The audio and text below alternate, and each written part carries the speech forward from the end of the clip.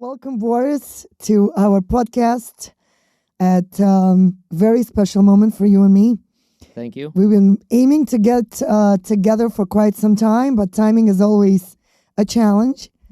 And I am very honored that you found the moment in your busy life and really decided to join me today. Thank you so much. We're also live on my YouTube channel. So if anybody's watching, please make sure to subscribe on YouTube as well. Everyone, if you haven't subscribed to Boris's channel, I want you to know this is how I discovered him. Boris is a wealth of information when it comes to accounting. Something that I will be very honest with you, very foreign to me. I feel that we all naturally born with certain attributes. I think God sends each and every one of us here with certain characteristics that you come here and you'll do a certain chapter of your life. I will give you the skills, the mastery of sharing and pouring the gifts to others with certain characteristics. And I think Boris is gifted on that end, and Boris is a natural, organic accountant. Something that I could never, ever do. I'll be honest with you. I just could never do what you do. For $1 million, I just couldn't pour my mind and soul into it because it's just not something that God gifted me with. And I want to commend you and really honor you for being a master at it. So your channel is fully equipped with all the interesting... Yeah, so we do I present a lot of tax strategies for business owners on YouTube channel. So What's the channel? Boris Mushev CPA. So it's very easy. Yeah, it's very easy. And then basically educate people or business owners how to pay less in taxes. So When you're saying business owners, are you focusing only on business owners? yes, the business model, my business model is to work with business owners, correct? Why did you choose business owners only? They have money. I love it. They have money to pay. I love it. I love it. But before we actually go into the moment where people have money, you do know that I get a privilege of working with people that first begin their life. Well, all the business owners do also just begin at some point. So Right. I'm very well aware, yes. Well, you were one of them. Correct. And right before we began, I challenged your wife with that question. When you met Boris, was he always successful? And she was very honest, and she gave me little tips how it all began, and true story. So do you want to share with everybody before we begin our professional side of the podcast? How did you start? So when I was in college, I graduated Baruch College in accounting degree, and I did my internship in a nonprofit organization. It's a Jewish nonprofit, Med Council. But I always knew I wanted to do taxes. And people ask me, why do you want to do taxes? I'm like, well, first of all, I understand numbers. And number two, everybody in America has one thing in common. It's taxes. So I felt like I'll never be out of job, so to speak. So I was a nonprofit, but I wanted to do taxes. So I needed to quit my job to go study for my CPA. And I'm not the type of a person that can go to work until 5 or 6 o'clock and can go to the library and study for another 5-6 hours. I can't do that. My brain can only work maybe 6 hours a day, like really focused work. So that's just, I've always been like this since school and everything. I already started dating my wife. And so we're talking, I think we're dating like a month. And I said, listen, I'm looking to quit my job. She's like, what? Why do you want to quit your job? You've got a nice, stable job. I told her about my goals and ambitions. Like I want to be a CPA. I want to have my own firm one day. I can't do this over here. And you know, in order for you to get your CPA, you need to be working under a CPA. So it's like, there's a lot of things that I'm not doing that I'm supposed to. And then she's like, look, I really don't care, but I'm just curious. Like, how much do you make right now? Like, you know, like, what are you leaving? Like every girl would ask that question. I'm like, I make $40,000 a year. She's like, $40,000 a year? I'm like, she's like, wow, that's a lot of money. And I'm like, how long ago was that? This was what's right now, 2024. So this was 12 years ago. Wow. When she said, that's a lot of money, $40,000. I'm like, that's it, we're getting married. You think $40,000 is a lot of money? I gotta talk to my papa. Like, we have to make this wedding quick. Before she changed your mind. Nah, you know. So anyways, I quit my job. She didn't have a problem with it at all. We actually continued dating. I was driving my father's minivan at that time. He paid for gas. I had some money saved up that I was using on our dates. And that's it. Like this, we basically went through our dating, and then I passed my CPAs. We already got married. I passed my CPAs. Then I started working. It was challenging because I didn't have a CPA experience. So I was literally knocking on doors to work for free. I was like, I'll figure out how to pay our rent. I just need somebody to hire me so they can show me the ropes of this field because after college, I was really thrown into nonprofit.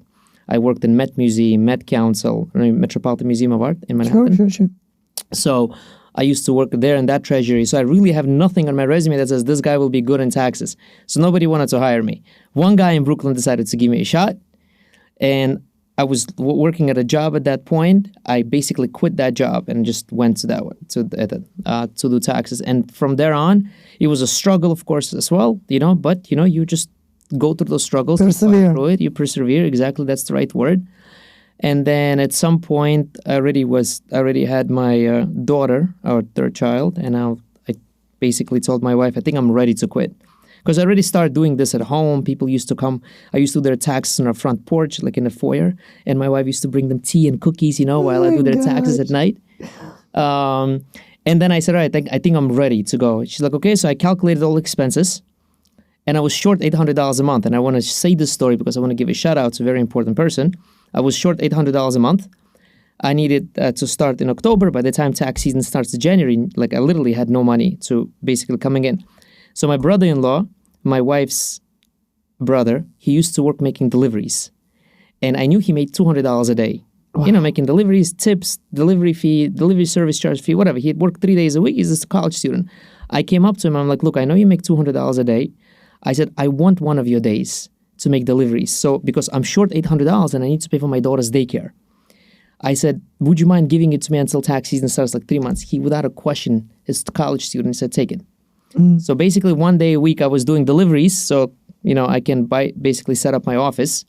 And that's it for 3 months. And he, by the way, now works with me already for 5 years. Wow. Yes. You see, you get by giving. Yes. He's now one of my top sales guys. Wow.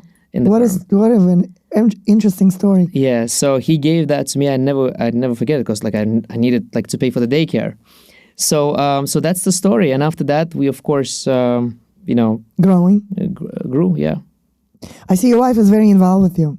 Yes, she's with me right now in the firm. Did you train her to work with you too? She needed no training. She's natural.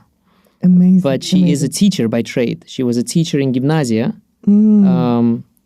Jewish Institute of Queens, for many years. She was there a teacher. She basically taught the UPKs, like 4 or 5 year olds. So I kept telling her, come. Let's do it. Come with me. You're already kids driving you nuts at home. I mean, at school. Right. And it took me 2 years to convince her to come. Wow. She finally joined about 2 years ago, and she's been basically in the marketing side. People ask me, Boris, did you see me on social media and stuff? I'm like, I don't have it. I don't have it on my phone. She's like, what do you mean? But you're always on social media. I'm like, yeah, that's my wife handles it. She does that stuff. You're just an actor. Yeah, exactly. I just show up, I act, and then you go. Yeah. To the next chapter. Yeah. Wow. What a fascinating story, Boris. I just want to say that from my experience and my practice and from the privilege and the blessing I have of interviewing people in the studio, I had really an opportunity to interview a lot of great business professionals. And one thing that I noticed that is super rewarding for many business owners is the significant other half as a true support rock system. And without that true support system, we can never be where we are today. So I want to give the really special thanks to your wife and for her to come here like an hour earlier and to get everything set up and to have people watching right now live on YouTube. Guys, I want you to know this is all the honor to Boris's wife, who actually came here earlier and She did come before you and I. I know, and got everything set up. So enjoy the show. Yes, I told her, I'm like, Mariana, we're doing this thing today. I won't be able to make it. I have an appointment. Go before me, and you're going to need access to our accounts to set it up. Just go do it. She's like, okay. But I just want to highlight something before we move on. I think this is a true definition and a great example to amazing girls out there that really will have the true zehut to trust in their wishes and visions of their significant other half. Because girls, a lot of times, want it now. And when the girls want it now, it is very challenging because it doesn't give a man the opportunity to have the vision to grow into something big and better that they have in their minds to create for the family. You mean they want it, meaning to say somebody who's already Right. I mean, how many girls do you know right now that would allow their husbands to quit their job just so they have the opportunity to grow together? I don't know too many. I don't know about you. But that's another topic of conversation. We're going to leave it for later. Okay, I just want to say thank you to your wife for being there as your support system. Because she was a patient and she really was there as your rock to support you, she's now enjoying the opportunities that you both are part of, and you're enjoying that ride on the boat, I should say, on the journey where you are both accomplishing and trying to aim. 100%. I always tell her I don't think I would be able to do what I do in the business if it wasn't for her. Absolutely not. You know, because it's, as a married couple, you've got kids and you've got a household and you've got this. And she wouldn't call me if I stayed late to work. Be like, hey, I've been changing diapers this whole week. It's your turn now. She would never talk like this, right? She would be like, listen, you just do what you have to do, you know? She comes from a very good family, I bet. So let's give a shout out to her family that raised her. Well, everybody, please continue to watch because we are diving deeper into some other fun stuff. So, Boris, please tell me, what's your vision for the next 5 years? I know that you went over a lot of different facts, how you started your humble beginnings. And you love working with business professionals because they have money. Yeah. What's your vision for the next 5 years? Let's dive deeper into where you are right now and your vision for the future. We're going to leave it for later, Olga. We're making it too much biography about me. I think we're going to focus on helping people with finances and taxes. All right. So the very first part that I'm personally getting into challenges to understand the difference between the C and S corporation. When you're getting into this chapter, how do you as an accountant define what's the right portion to delegate that moment of people's life as a business owner and direct them into either S or C corporations? Okay. So when a person wants to start a business, for example, right? A lot of people think right away, I need to open up a corporation. I need to open up an S-corporation, an LLC, whatever that may be. And unfortunately, when they speak to a lot of accountants direct them to open up this corporation, do this, get this EIN number. And then in many cases, for whatever reason, people's business doesn't do so well in the first year, or in many cases, it's also a side gig. But now they are stuck with this corporation. And they come to their accountant. Now, accountant says, I have to file paperwork for this. Now, accountants have to get paid extra. So what I usually tell people, if you've got a new business to start, you can always start a business under your name. Nothing says that you need a corporation.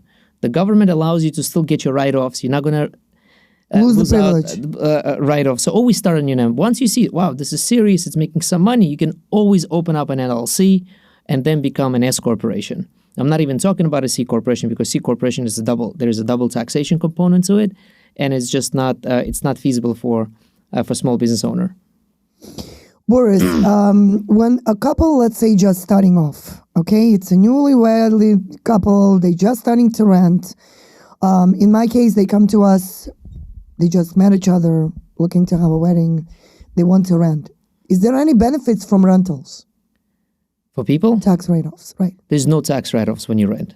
So if a person is renting an apartment, yes, there is zero benefit for to write taxes, off? Yes. Correct. Unless you're a business owner and you're working from your apartment, then you can write off some of the rental and some of that stuff, rental, utilities, whatever that may be. But generally, if you're asking for a couple that's, let's say, doesn't have a business, they're renting out, and they have a question in front of them. Should I buy or should I rent? Mm-hmm. Right? So rental, everything that you pay for rent, there's no write-offs. When you buy, you've got benefits of writing off mortgage interest and property taxes. So is it safe to say that if anyone is renting right now, it's money in the garbage? I don't know. It depends.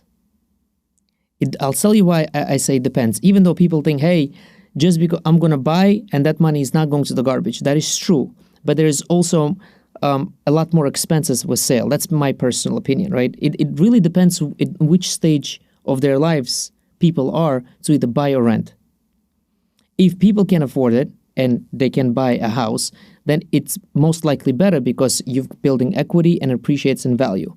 A lot of times what happens is that people are always in a crunch and they live paycheck to paycheck. So in that case, would buying make sense for them? Would it deliver tax benefits to offset the extra expenses? Like let's say, for example, somebody buys a condo or a co-op, right? Forget the house. there's maintenance that you have to pay. And in New York, for example, maintenance is probably at least $1,200. And you're paying for one bedroom $1,900, but now you're paying maintenance $1,200. That's like you paying rent on top of your mortgage, on top of your property taxes. So there's extra expense with that. Does it make sense for you to buy? It really depends on everyone's situation.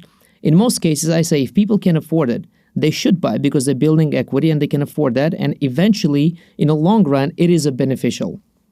Does that kind of answer your question? Of course. With interest rates being so high, do you recommend people save money to buy and stay in their rentals and really be comfortable with payments? Or do you feel like going with FHA loans and going with like 3 to 5% down payments? Would it be something on your approved list? Yeah, so with interest rates this high right now, it also depends who's looking to buy. If it's somebody, if we're talking about business owner that has money, that has capital, that has good cash flow, they want to live in a house.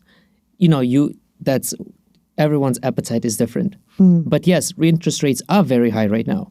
And people that can't afford it or live paycheck to paycheck thinking that, hey, I will borrow money, especially, when it comes to construction, they borrow money for a down payment.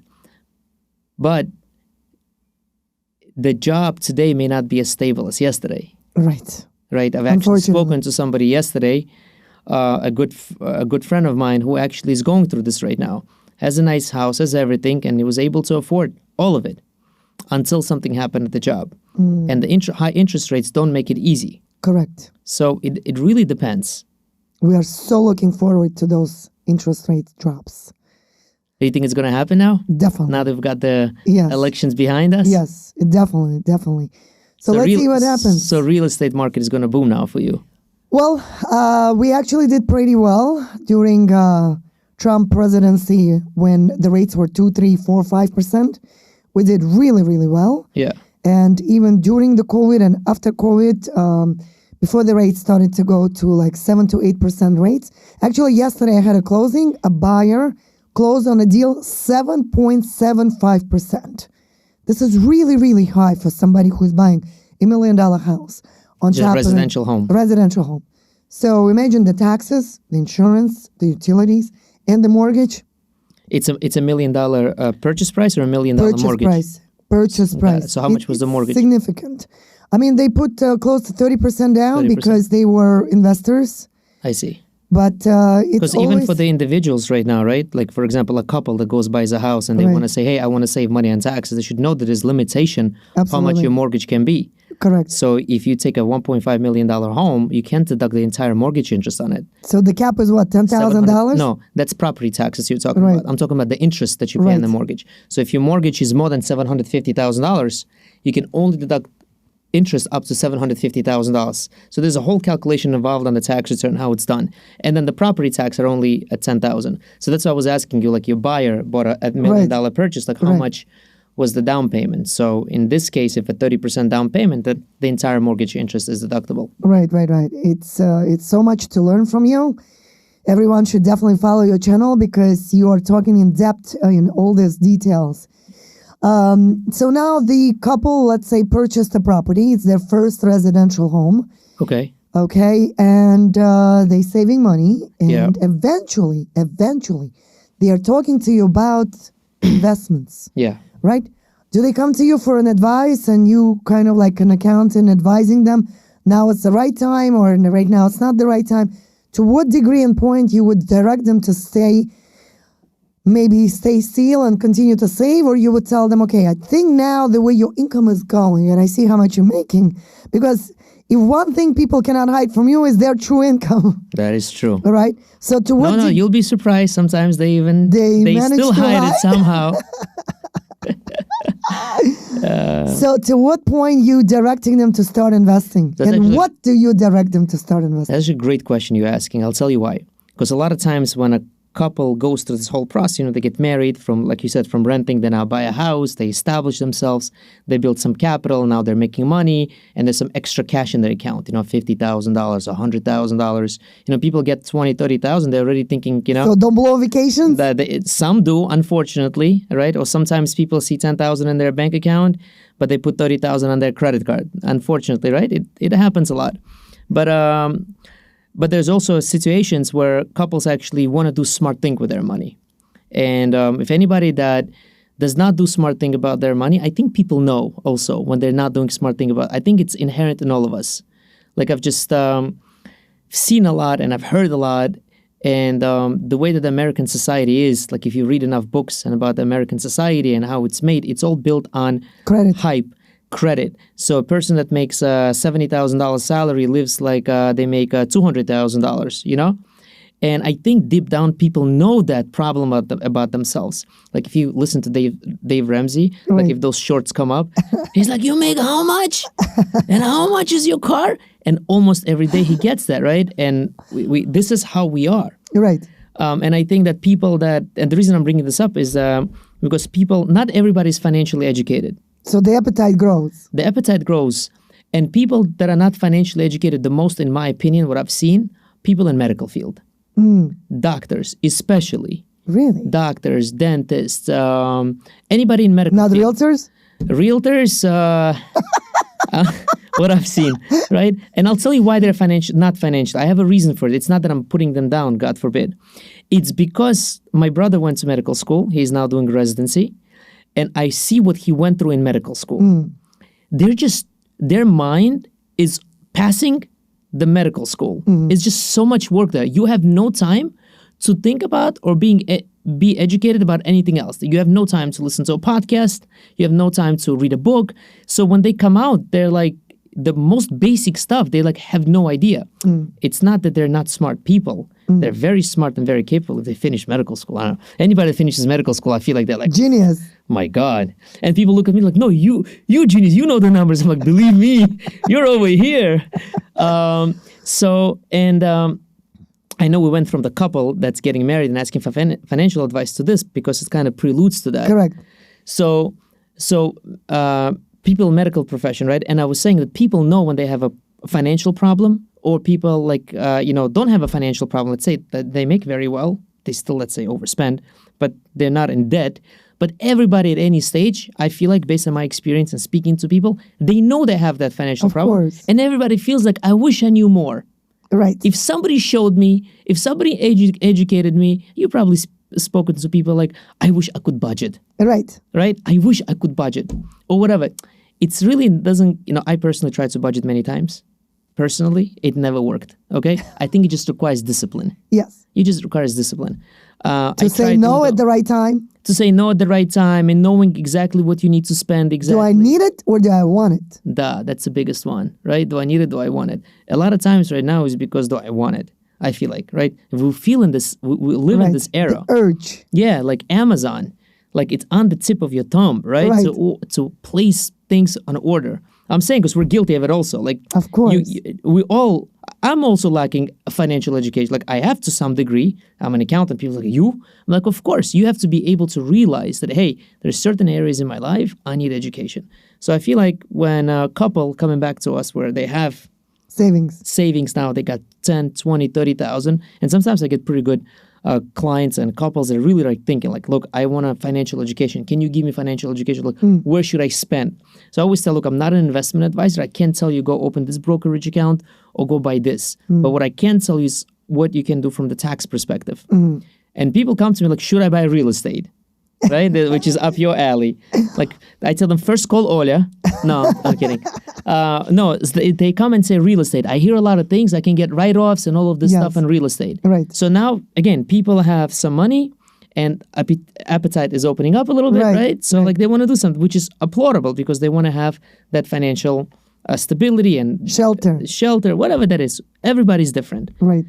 So I tell them, look, despite what you hear out there, when you buy a rental property, you're going to, like, what is your goal, right? There's two goals people can have. It's either they want it to appreciate in value. Right. And that's all. Like, Boris, I can just break even. I'll be happy because I know in 20 years, this will be worth another 100,000 and I'll make my 100,000 in 20 years. Correct. I'll put it in my kids' college. Right. Some people can actually use it as a vehicle, financial vehicle for their kids' college. Right. The equity. The equity, exactly. The fact that this investment property, or some people want a tax break, or some people want both. These are two different things. So I asked them, what is your goal? If you look, I want a tax break because I work on a W-2. All my money is obviously, it's like I make all this money and I pay a lot of money on taxes. So I want to buy a real estate to get a tax write-off. So my goal is not the appreciation, they say, but I want a write-off. This is where I educate them and be like, unfortunately, we have this law that says that any real estate, and in general, if we take a step back, why do you want to invest in real estate, Olga? Your clients probably invest in real estate, developers and investors, is because they want tax benefits. Because generally, a good investment produces a good cash flow for you. Cash flow meaning to say every month you see paid like money from it, but on paper it produces a loss because of a depreciation, where basically a property gets depreciated, it adds to your expenses, and you get a loss. That loss, I tell those couples, is not tax deductible because it's a passive loss. You can't deduct the passive loss unless you have any other passive income. So people, when they want to start with their first property, I take them through this. I educate them. Right? I say, but you've got an appreciation, you've got a positive cash flow, you may not take the loss, but you don't have any taxable income. You get it? So breaking even. It's more than breaking even. There is a loss. It's just being carried forward to the future. They're like, okay, what if I take the same $100,000 instead of putting 20% down payment on a residential property, I buy stocks. Okay, so let's just say, safely speaking, with S&P 500 index, you'll make like 10% a year, right? That 10%, you're going to make $10,000. That $10,000 will now be taxable to you. Whereas the same 10% that you've made on a real estate investment, it is not taxable to you. Why? Because it has depreciation, even though you can take losses. That's why I tell people, look, I'm going to tell you right now, you may not benefit from losses. It just gets carried forward. So it depends who is in what bucket. Then they say, well, Boris, but you're a tax strategist, so how do I make it deductible? Right? So I said, okay, so there is, just like with everything, IRS has a lot of loopholes, okay? Thankfully.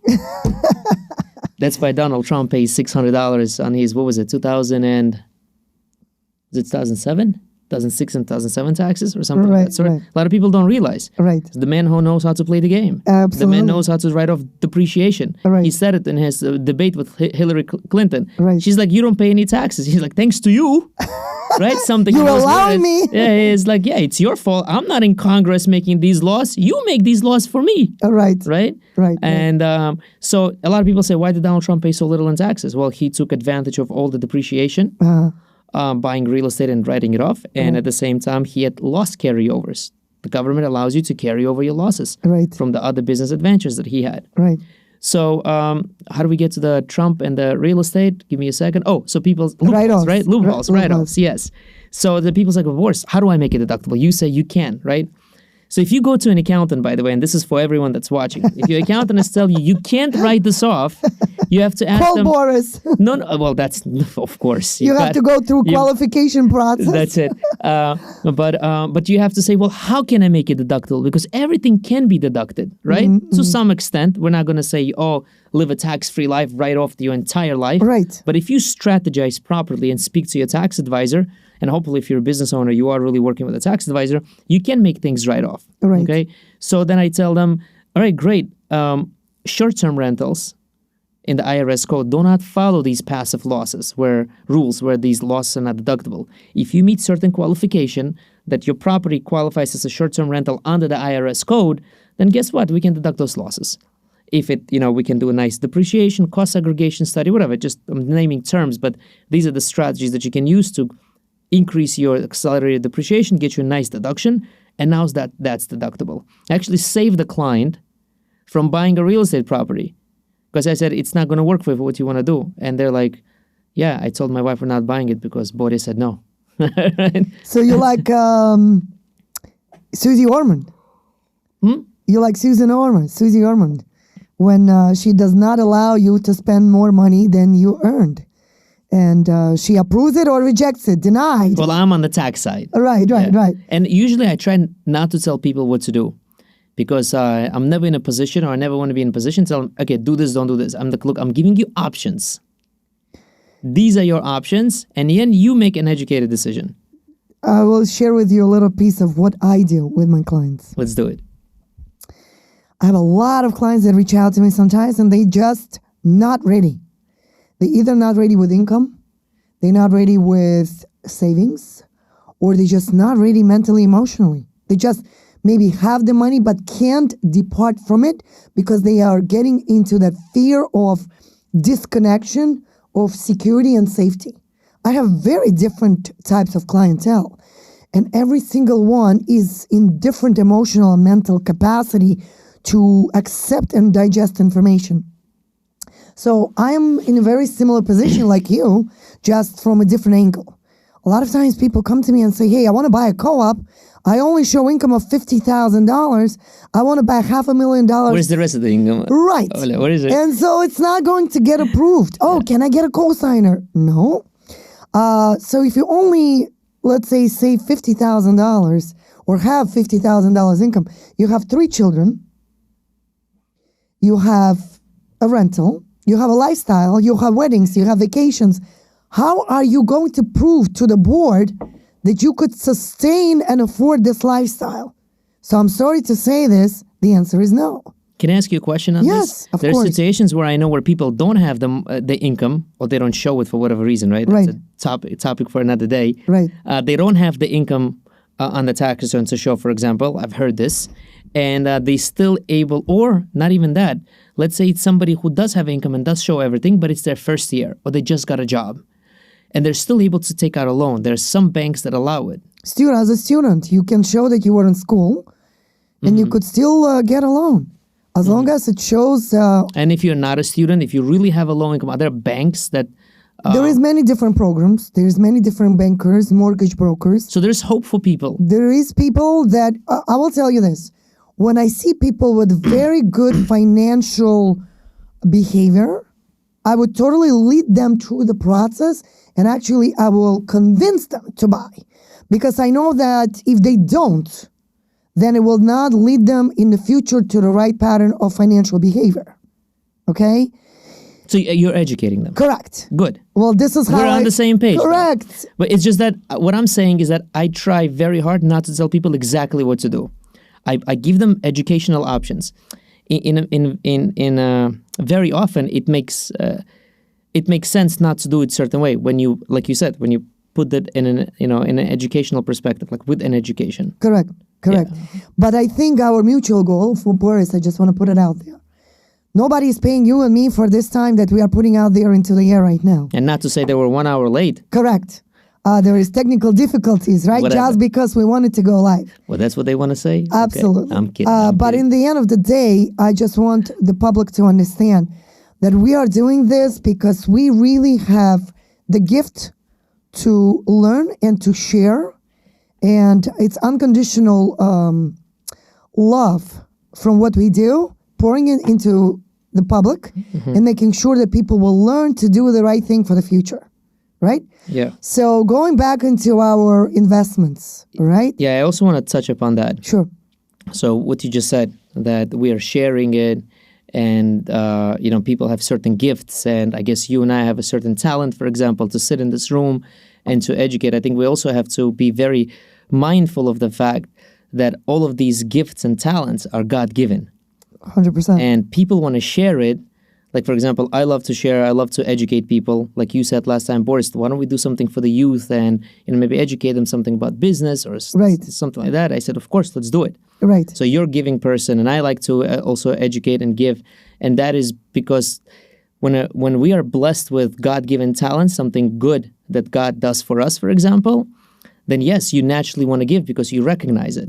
Correct. And I think that a lot of people that are amazing people, and they have amazing talents, but sometimes they keep it to themselves.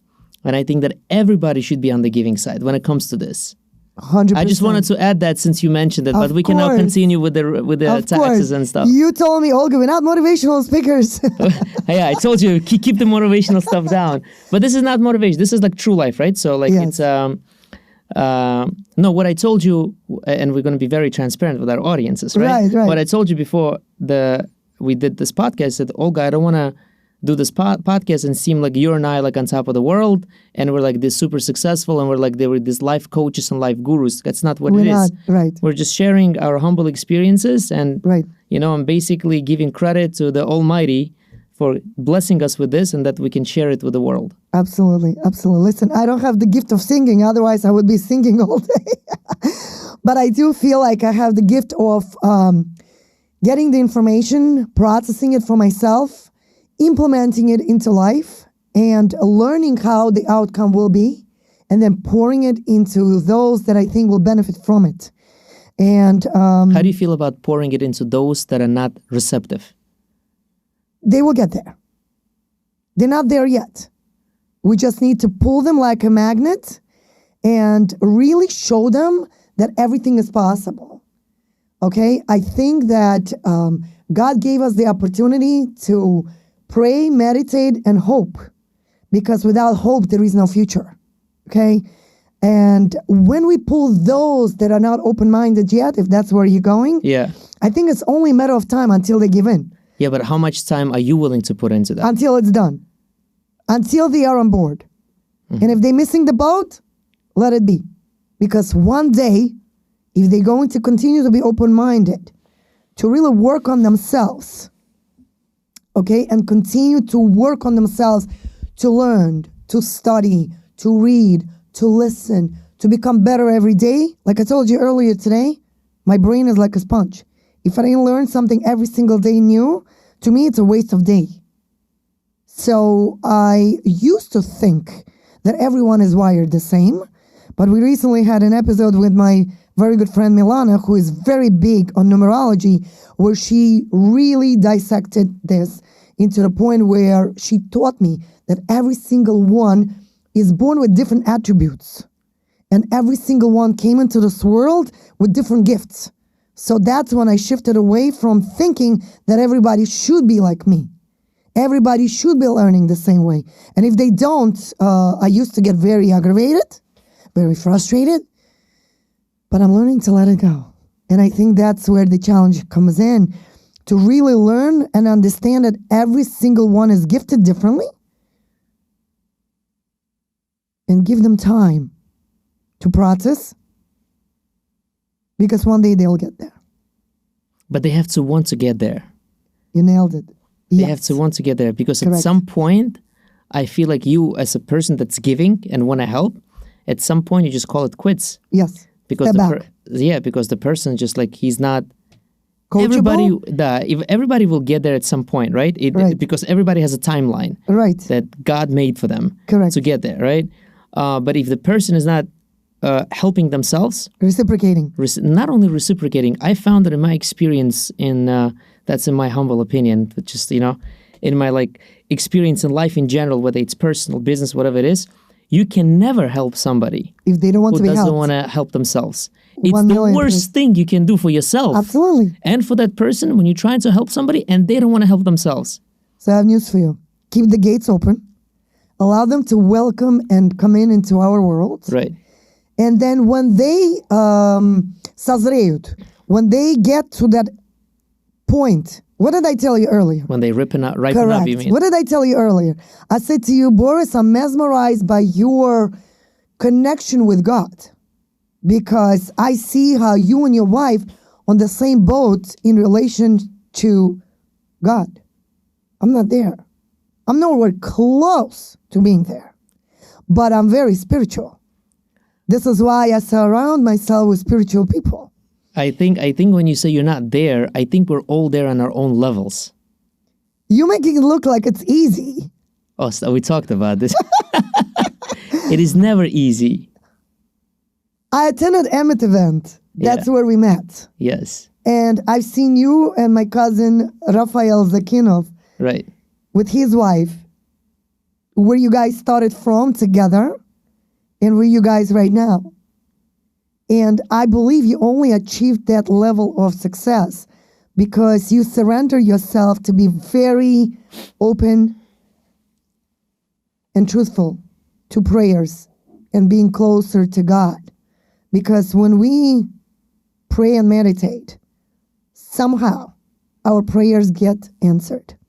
100%. I don't think a person that believes in God should aim for success without relying on God. He's the guiding force. He's the guiding force. He's everything. He provides you with faith. He provides you with strength. There's a purpose to what you're doing, right? That you wake up every day with a purpose to do whatever it is that you need to do. And like you said, prayer is the most powerful thing that a person can have. Do you think God gifted you with the abilities to do what you do? I think we're all gifted with our own abilities, yes. So like every person, there's a person that is good at a certain thing. Doctors, they're doctors because God gave them the ability. Accountants is because God gave them that ability. 100%. We all have our talents because God gave it. So I do believe that what I have, these abilities that you describe, and you make me look like a superstar all the time. We'll do these videos with you. But yeah, it is all gift from God, 100%. I also observe a lot of people around me to see what they do. I will tell you this, that I truly feel and believe that each and every person is passionate and born naturally with certain attributes. I'm going to go back, let's say, to investors and builders for me in my world. Yeah. Because throughout this past couple of years, with interest rates and the market and the consumer confidence, I should say, right? Through this past 4 years, the consumer confidence was not in a very stable level. And seeing a lot of investors work through the moments of where they still continue to have that drive to work with building department, to work with all these tax challenges. Zoning laws, right? Zoning laws are changing all the time, okay? And for them to persevere and to continue to really build and to continue to go now vertical, right? We don't have any more land. And I talk about it all the time. I want people to understand, we live in New York City. The land that we have, we only work with so much land that we have. That's available. Right? That's available. Now the zoning laws are changing to the point where now we have the ability to build vertical. And do everybody understand what they have and utilize that to go high up?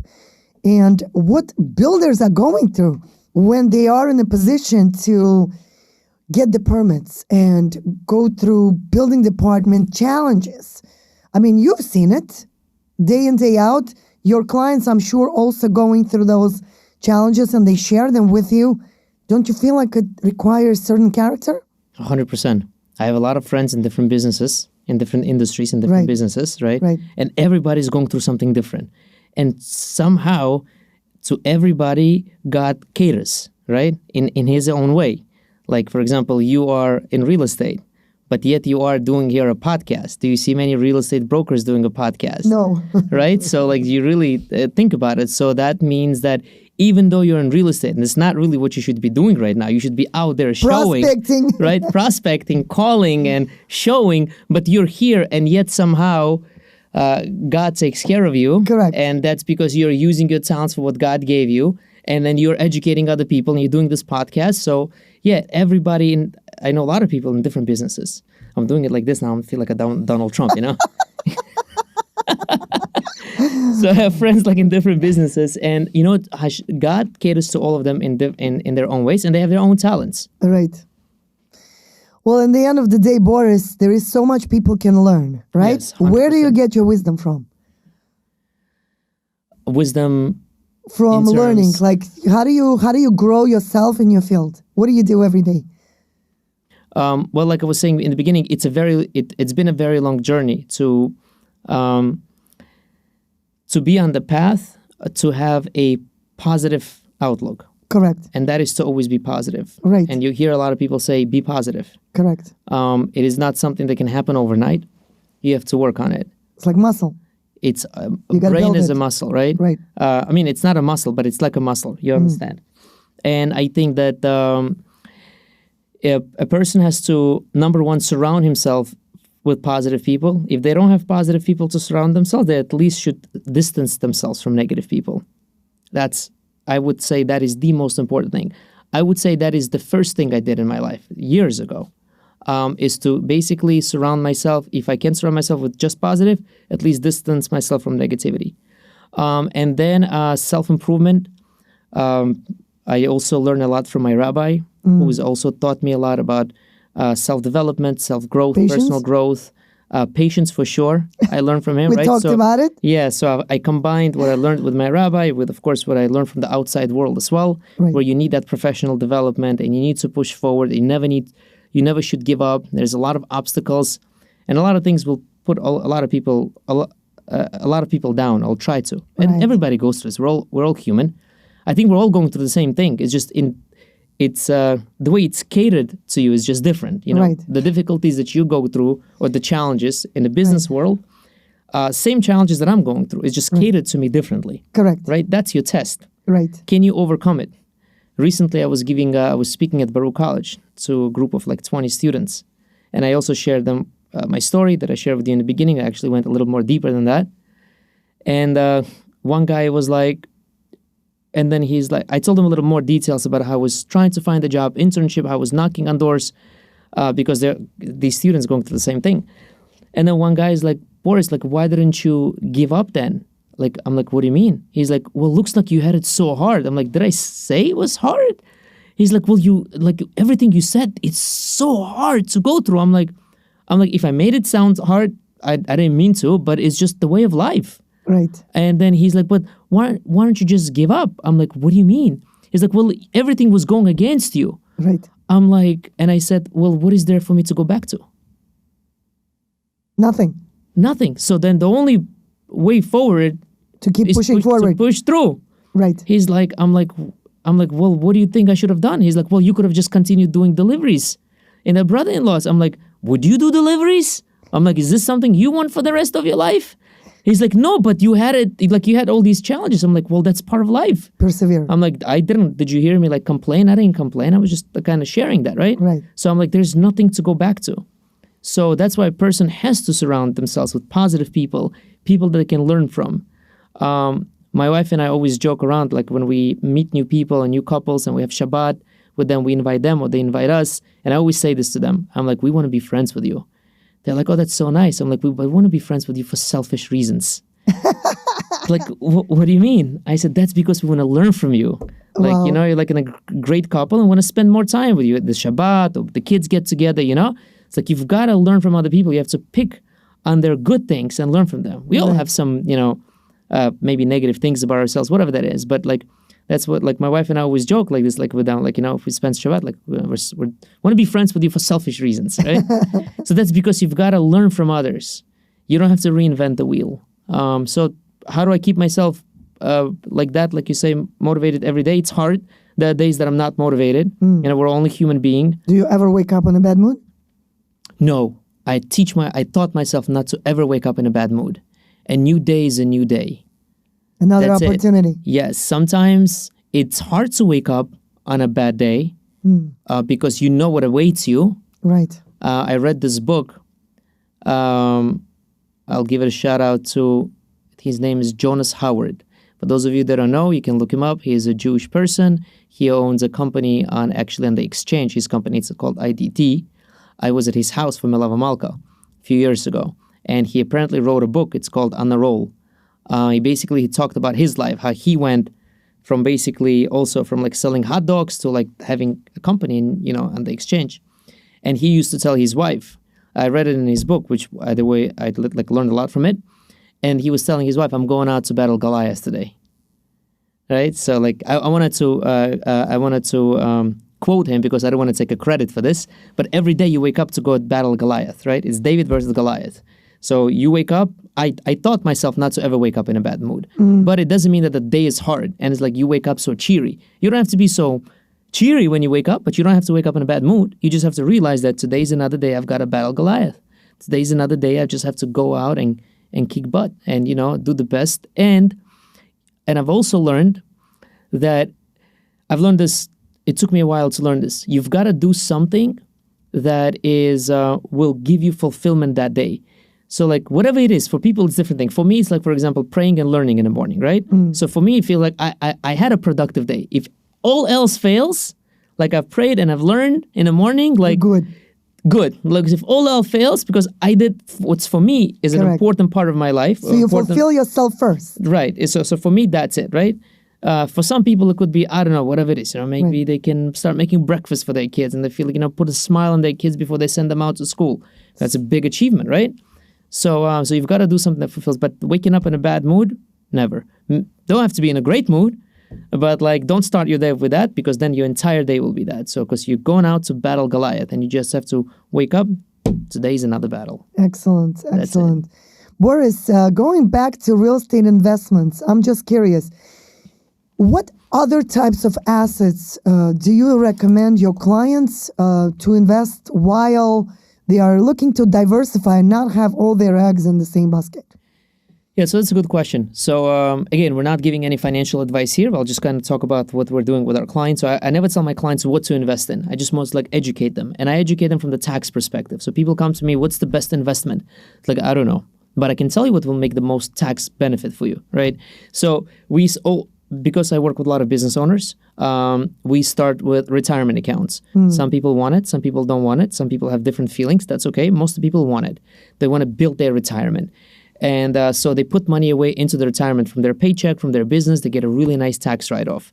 Then there are people that want to invest in real estate. And then I walk them through the tax benefits. It has a lot of tax benefits, by the way. Just because I said earlier that you can take real estate losses, you can. If you position yourself financially, you and your wife, one of you has let's say a business, another one just does real estate, all of those real estate losses may now be deductible against your other spouse's income. That's another form of investment. What I've recently seen in the past couple of years with interest rates being so high, people also go into alternative investments, right? So oil and gas investments. People like to invest in oil and gas. So it's basically a drilling and oil and gas that you invest in. There's what's called IDCs, intangible drilling costs, which have a very favorable status, so to say, in the IRS tax code, which allows you to take a really nice deduction. So whatever you invest, you can get a very nice big chunk of deduction of your investment as a deduction on your tax return. And plus those investments pay you back. So recently they've been paying back pretty good dividends, at least the clients that my clients invested in. So it really depends. Everybody, some people go to cryptocurrency. I like to go in the places where it makes sense from the tax-wise, because that's where I specialize in. Right. So I can't tell people invest in this or invest in this fund or whatever that may be. So it's been interesting to see that the real estate investments had slowed down a little bit. I think Florida is not doing so well with real estate right now. I've spoken to a friend of mine whose name is also Olga, and she is a real estate agent there, and she said, yeah, it's been challenging. So because of the interest rates, people do look in other avenues. But again, it depends. For everybody, it's different. Some people just want to invest, and that's what they want to do. And some people want to get a tax benefit. Boris? Duh. Tell me. The secret with real estate, you buy and you sit and you wait. Because organically, I've been doing this for over 20 years now. I've never seen anyone buy real estate and lose. Just never seen it. It's maybe because I'm very good at qualifying. Yeah, no, but it also depends on your goals, right? Right. So some people can buy and sit and wait, like you said. Some people don't want to sit and wait. Right. They want to invest. Right. They want to have a cash flow from it. Right. Or a lot of people that I work with, their motivation is tax breaks. Right. So this is where, you're right. In most cases, I think we should have a master class. Yeah, we definitely can. We should have university, we have a lot of, Moshev University. We have a YouTube channel is free of all of that stuff that I put out there. And it's funny because people don't realize everything that I put on YouTube channel is what I do for my clients. It's I have no secrets. If whatever I educate people about on YouTube channel is what I do for my clients. Amazing. It's the exact same thing. Yeah. How do you feel about commercial real estate? So let's pretend a couple went from renting to buying a house. Then now they have 1 or 2 investment properties. And eventually now, maybe it's time to go and buy a commercial real estate. Let's dive deep into that. Okay. What's the tax benefits if someone invested into commercial real estate? And let's pretend that they occupying a quarter of the building and the rest they renting out. As a business owners that occupying it. Okay. So I think you're leading to an area where a business owner there's a self-rental. Correct. There's a huge tax strategy with self-rental.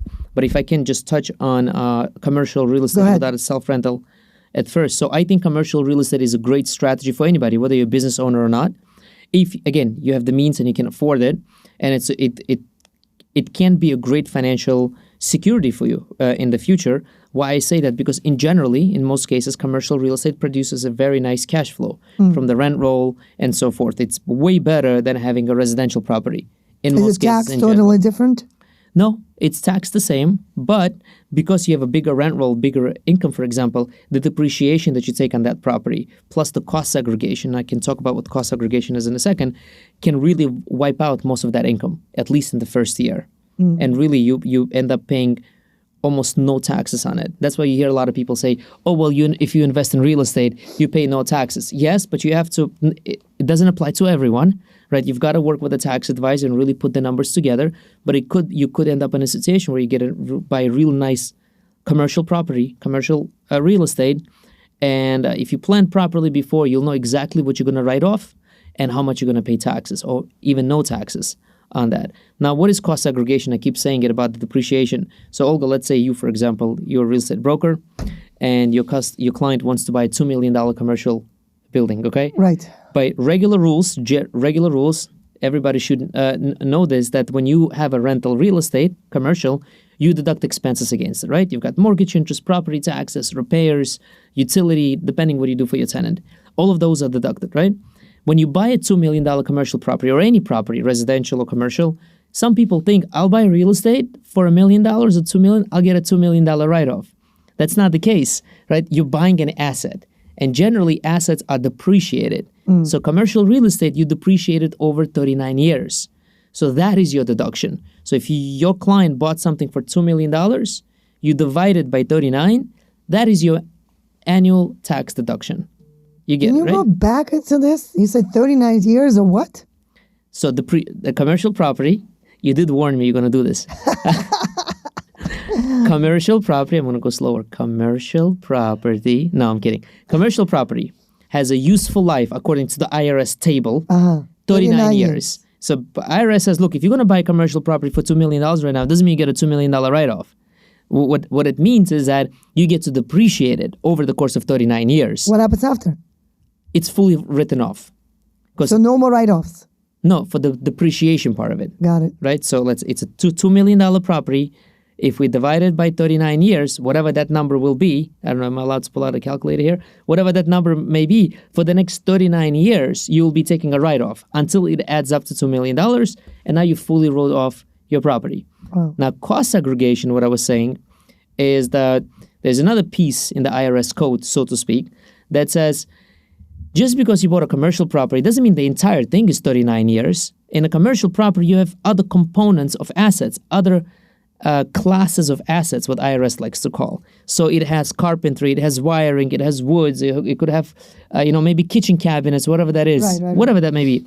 So the IRS says you're allowed to go into this property and break down those assets into different useful lives. Right. Because some things in the IRS code can last only 5 years, Correct. not 39 years. Right. 10 years, 7 years, 15 years. Right. So 15 is actually a magic number. Why? Because any assets that are under 15 years can have a bonus depreciation. Wow. As the law currently stands, you can write off 60% of that stuff. So I'll give you another same example. $2 million property, roughly speaking, I'm just going to say roughly speaking, 30% of it, generally speaking, will qualify for a cost segregation. That means assets in that is under 15 years. That means you get a bigger write-off. Wow. So that's why when somebody wants to buy a commercial real estate, we say, hey, sure, that's a great idea. Let's speak to your tax advisor. What is your rent roll? What will depreciation be? And how much will you benefit from taxes after taking that big depreciation in the first year and the next year? That's how a lot of people who invest in real estate and make real estate their main focus, so to speak, right? They pay no taxes. That's the secret. Yeah, well, Donald Trump paid, what do we say, $600, I think it was, or $500, right. whatever that is. So that's because of all the commercial real estate he owns? Well, he's a real estate professional by definition. Wow. Okay, so I'm assuming he is because that's what he owns. So IRS says, by my definition, you are a real estate professional. That means all the losses that you're producing are considered as it's your business. Right. So those losses are now deducted against any other earned income that you have. In your case, you could have a spouse that's making $10 million.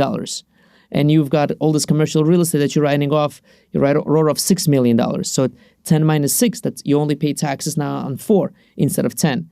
Some people just buy $10 million worth of no, I'm sorry, a lot more commercial real estate, get a $10 million worth of deduction, for example, they'll write it off against that. Again, it's a strategy. It's not for everyone. You have to have a tax advisor. You have to have people you're talking to, and to really surround yourself with professionals. Like, hey, this is the plan. This is what you need to do. So it's all individual. Individual and business. Correct. Yeah, it applies Does for the both. same apply to residential? Is there like the timeline? You mean commercial? It's residential properties just like the commercial? 100%. So what's the Cost timeline? segregations? Oh, you mean the depreciation? 27 years? Yeah, depreciation for residential properties, 27 and a half years. So same scenario, you bought something for $2 million. Instead of dividing it by 39 years, you divide it by 27 and a half years. But again... But that's residential investment or personal? Investment. And the personal, you don't get a depreciation. The personal, you just get a write-off personal tax. What are the benefits? Property taxes and mortgage interest. What are the benefits of owning your own home? We talked about this already. So what can you write off? You keep pushing on that. You keep pushing on that. So what do we write off? We can write off utilities? Yes, no. You can write off utilities. Okay. So people that own a home, they have to understand. Like some people say, I'm getting a home, so I'm going to get a nice tax write-off. Not anymore. It's not like it used to be before Trump was president the first time. Because he did change something that actually did affect a lot of middle class people, I would say. And so this is what it affected. So I'm just going to give an example. Okay. So let's just take a couple that makes $250,000 on a W-2.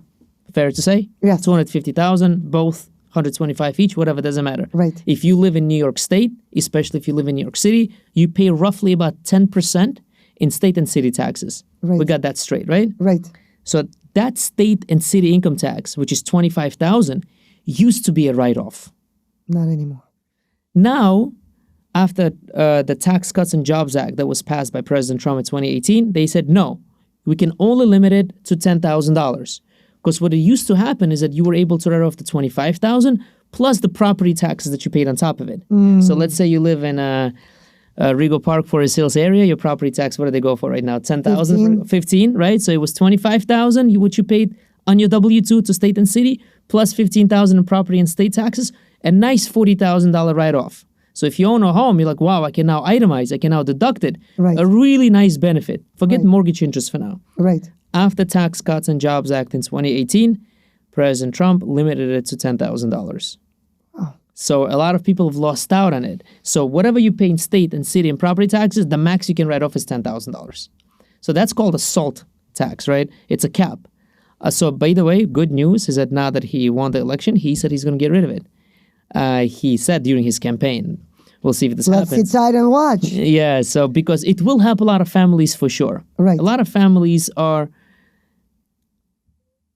I would say, struggling a lot from our tax code. Of course. And I'm talking about families that are, working hard families, making $200,000, $250,000, whatever that is. Middle class. I used to have a situation where I had a single mom that makes and I'm talking about the tax law at that time, which was let's say 5-6 years ago, which is still the same, but the limits changed. But anyways, makes $90,000, $95,000, sends a daughter to college, single mom. She can get a tax credit.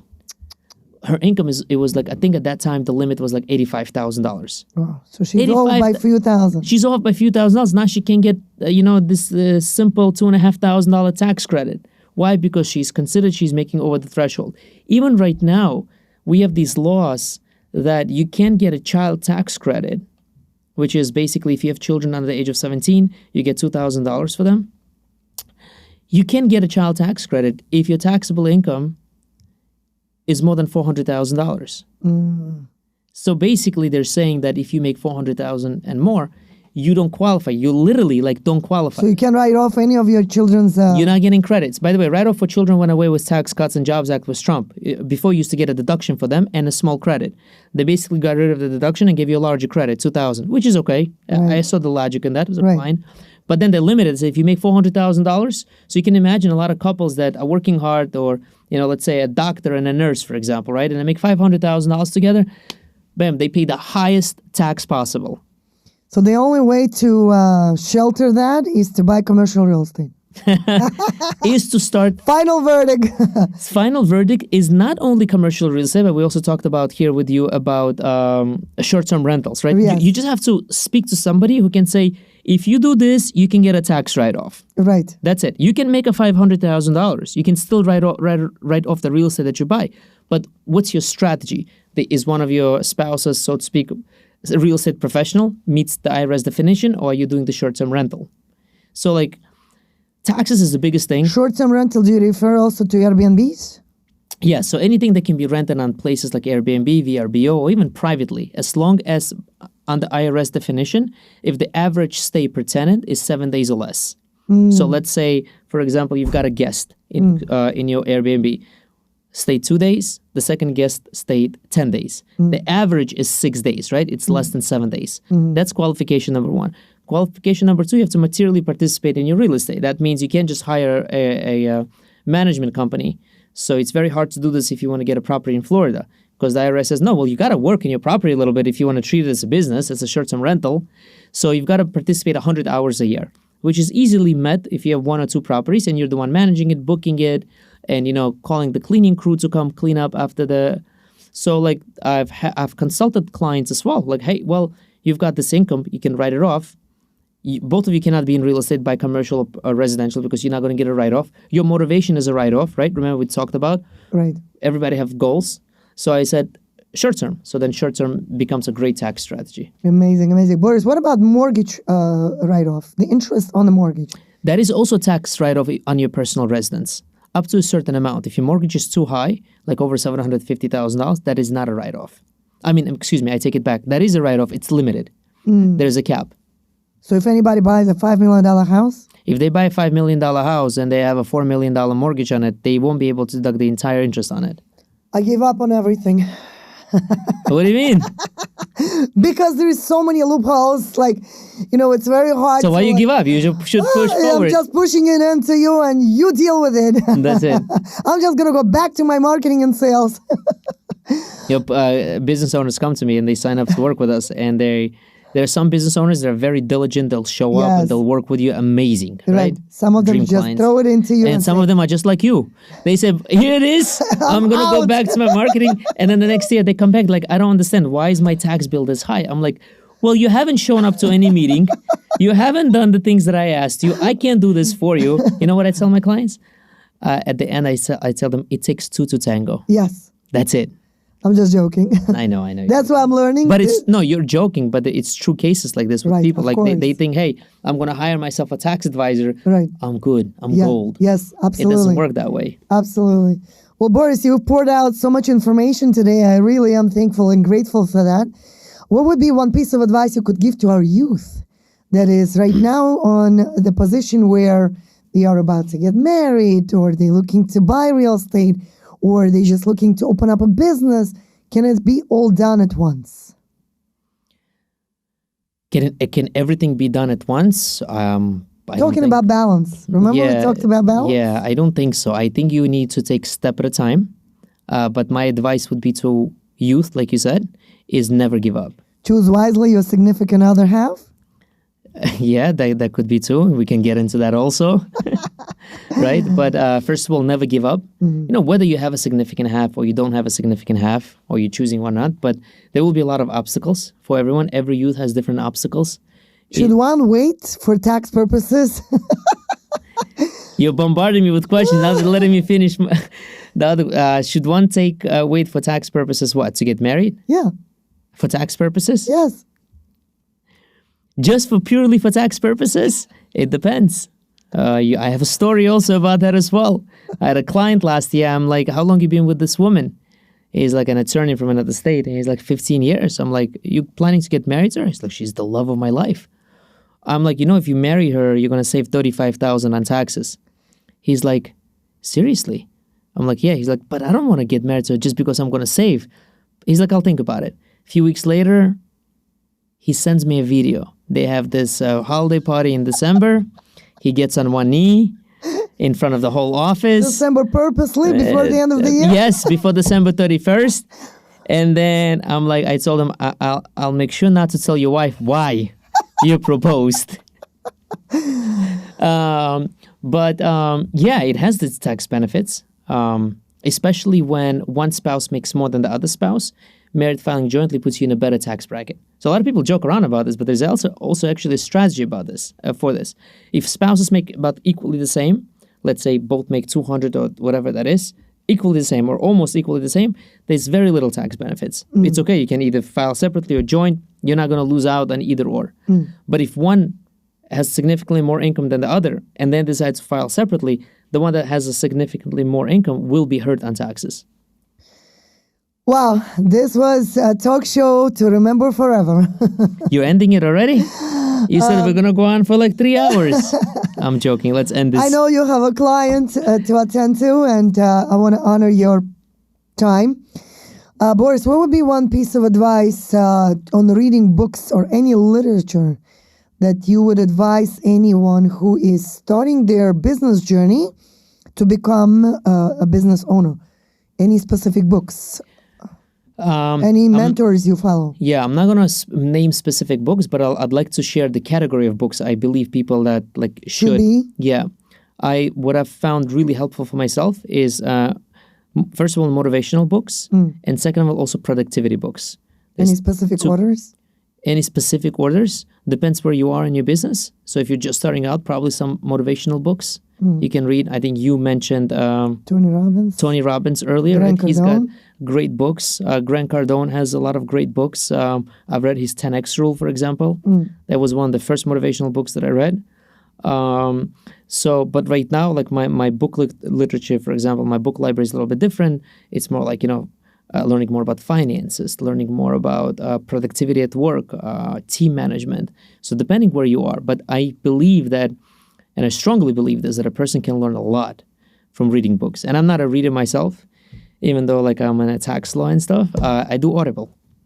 It's the best thing. So you listen? 100%. Yeah, I don't read the books. I listen because I don't know where you have time to read. I know. But you listen, you're on the go, you're doing whatever. We have so much time actually. Absolutely. If you really think about it, you're on the go or whatever that may be. Yeah.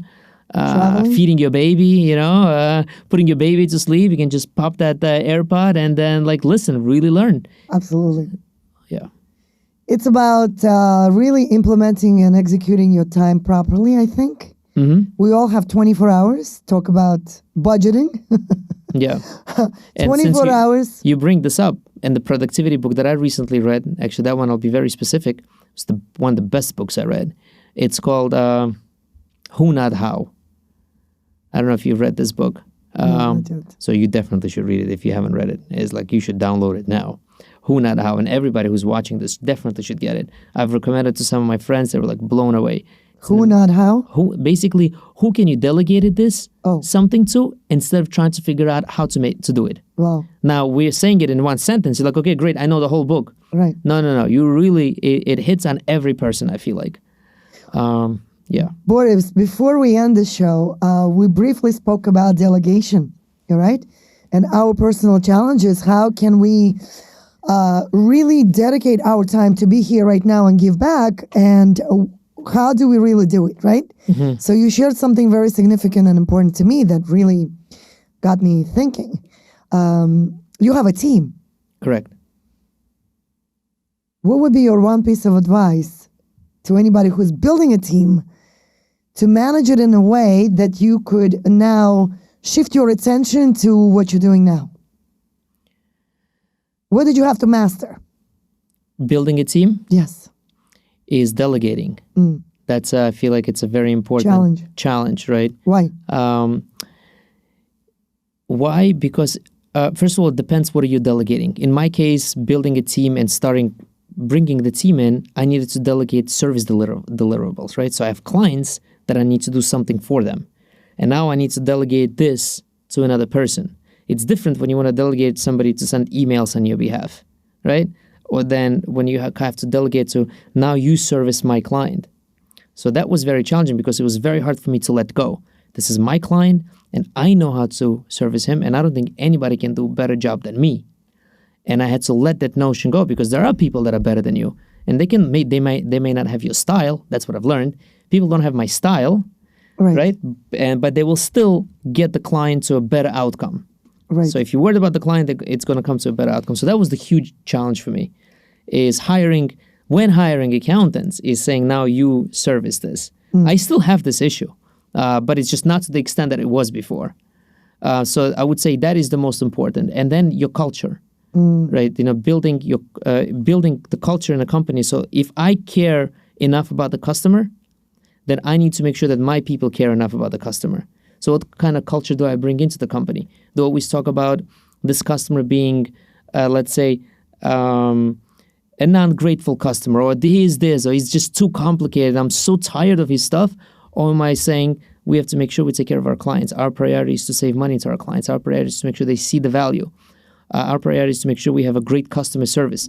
Our priority is to make sure that they will talk about us. So what I talk about to my team about my clients also builds the culture. So now they're like, I have to take care of the client because Boris takes care of this client and he cares about this client. So I have to take care of it. So that was also a huge challenge, I would say, but it's doable. Yeah. How many team members are you managing now? Right now, it is 15 of us. What was your biggest accomplishment in the past few years in the business sector? Past couple of years, I would say one thing that I'm very proud of that we've done is that we brought in a sales team. So that has allowed us to grow. That was a big accomplishment. And I say that it's not about just hiring a sales team, but it's also about putting systems and processes to make sure that they can follow through, and you have basically building a sales machine in the organization where you've got the marketing working and the sales team. So you could operate without you being 24/7 there. 100%. Do you have any kind of literature that you wrote yourself as like a course for your clients? We have few things on our website that are free for people to use, and some are paid, like $9, I think, but whatever it is. It's on our website at borismtax.com. We've got 7 write-offs for S-Corporation owners, an S-Corporation tax book, and all the stuff is on our website. But yeah. Boris, you talk about this stuff so organically natural. It feels like for you to swim in that ocean is so nice and easy, including your videos. When you record videos with your tips, like the way I listen to you, I'm like, oh my God, it's like singing a song. He's just singing a song. What would be your situation that you could share that? Like, is it really that easy? It is not easy. Like you say, I see like you swimming in the ocean, but you don't realize is how deep that ocean is, or how many holes my boat may have. Right. So it only looks nice from the far away. From the outside. On social media, you're making it look easy. Everybody, right? Everybody that puts out content, like you're probably going to chop up this content and put on social media, and it's going to look nice, and there's letters are going to pop up. I say this, you laugh, and but how long did it take us to get here? Correct. We waited for some technical difficulties to be fixed. I was hungry, and we both got here at the same time. There was an issue with the parking, right? But you don't let these things deteriorate. Correct. Deter you. Deter you. But no, it's not easy to make content to show up online. I haven't put out a YouTube video in the past couple of weeks because I've been so busy putting out other fires in the business, so to speak. So making content is hard because you need energy. Correct. And you need to give off that energy to the viewers. Correct. So there was once we're in a Kaikov Media now. Once I came to do my videos on Kaikov Media. On the whiteboard, you mean? On the whiteboard, my famous whiteboard. I took 3 takes on a video. Olga. Wow. And I said, we're not doing it. I just left. It was just not my day. Devastated. It's not that the video content was bad. I was just not there. In the mood. In a mood. So if the mood is not there, you can't create content. So yes, we put out a lot of content online, but I don't think anybody that understands the emotional energy you need to have. Like my wife's like, we're running out of shorts, Mariana. So like, we have to do it. Let's put a camera and do it. I'm like, I have to be in the moment. And then we sit down, and then she pulls out a question. I don't know if you heard my shorts. She always starts with, Boris, I have a tax question, right? So I'm sitting there, and, love her. And then we actually have our video guy. He's making funny bloopers because she'll read a question. I'm like, правильно, читай вопрос, like we're over there. It's like, I'm trying, ты здесь не так написал, And then again, like a few seconds later, I have to be, so like on the video. So like, it's not as easy. So making content is hard. We don't fight about these things, God forbid, with my wife. But it's just like, we have so many of these funny moments that we're actually now making bloopers from it. So I'm curious to see how that comes out. How long ago did you start? Doing social media? Yes. Really heavily about a year and a half, 2 years ago, really heavily. Before that, I always wanted to, but it was just not enough capacity, not enough manpower, not enough money, not enough resources. Excuses all the time. It was not excuses. I was really trying. If you'd go back to my social media content, you will see, like, even though I didn't put out as much, I still put out something. Right. It was like my phone, and I'm just like, completely unprofessional, sitting in my sweater. Just put it out there. Just start somewhere. You have to start somewhere. People tell me, Boris, I want to do my video, right? How do I do? It's like, I'm like, how do I change my filters, my lighting? I'm like, you got it all wrong. You just have to turn it on and just go. Start. Potom I'm like, don't look at me that I've got a video and I get this pop-ups and the background is so nice. I'm like, all of that came because... It will come. Yeah, I decided to get fancy, but without it, it'll do as good. So I want to encourage everybody out there that really wants to go on social media, do videos, so promote yourself. Don't hold yourself back. The first video will never be perfect. The second video will be a little bit less perfect. And the third video, and like this, it'll seem like you're swimming in the ocean, like Olga says. Well, I think I want to highlight a few things, right? I think that from watching your videos, I naturally felt the energy of your love and passion to what you do. And I think that through videos and social media, we have now the gift and ability to radiate that love, right, through everything we put out there. 100%. Clients tell us all the time, I feel connected to Boris even though I don't know him. Like, they speak to my sales team. Like, I feel connected to Boris. Like, I don't know him, but I feel I've watched so many of his videos. Right. You're right, that energy. It radiates. And I think personally and feel that a lot of people are holding their talent dormant. And when people hold their talent dormant, to me, I think you are disservicing, first, God's given gift, second, universe, and the power to really educate and give back to what you are gifted to do in this world, in this earth. And impact with what you're here for, with that ability to change someone's life. Boris, I told you earlier, I'm not doing this for the sake of my own ego satisfaction. I could be doing 100 of other things. Trust me, sitting down in my office and calling my clients and really chit-chatting with them on their passion for real estate, it's definitely something I do enjoy. But the reason why I decided to make that commitment to do what I do right now is because somewhere, somehow, I hear younger generation talking to me when they see me, let's say, shopping, or they see me somewhere at the parties, and they come up to me and they say, oh my God, I get so inspired by you. It's like you came up to me, right? Yes. How do you do it? And that's exactly what it is, Boris. Yeah. Like, when I walked to this Emmett event, I remember the moment I walked into that event. My cousin invited me over. I had no idea what Emmett is at all. I'm ashamed to say that. Yeah. Had no idea that Emmett is like that huge Jewish organization that does so much for the youth. Mm-hmm. And then when I saw you and your wife to be like the top donors, and my cousin, I got very mesmerized, and I told my husband, I said, today I will find somebody who's going to come in on my show and to give back with the same passion and belief that I have.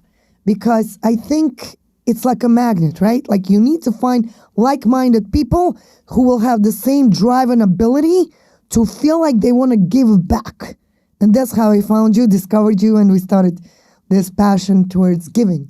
Yeah. So I want to say really, truly thank you, because it's not comes from a point of natural ego satisfaction. It comes in from the area where you identify who you are and what you're here to do and really give back. Maybe somewhere, somehow, you will motivate one person that day that will impact their life in the time of need. Yeah, 100%. So, Boris, I want to say thank you. Thank you for having me on your show. Thank you very, very much for watching. It was my true pleasure to interview the one and only Boris, who is very famous on social media. He's pouring with his wife his time and his soul to really give back all his knowledge and information. The tax season is on the way, so there will be a lot of good information. So follow him, subscribe and share. And of course, follow your one and only Olga Zakinova, who is here always to invite, produce, and deliver the good quality content so we could always educate you and share everything that we possibly can. Thanks for watching. Thank you.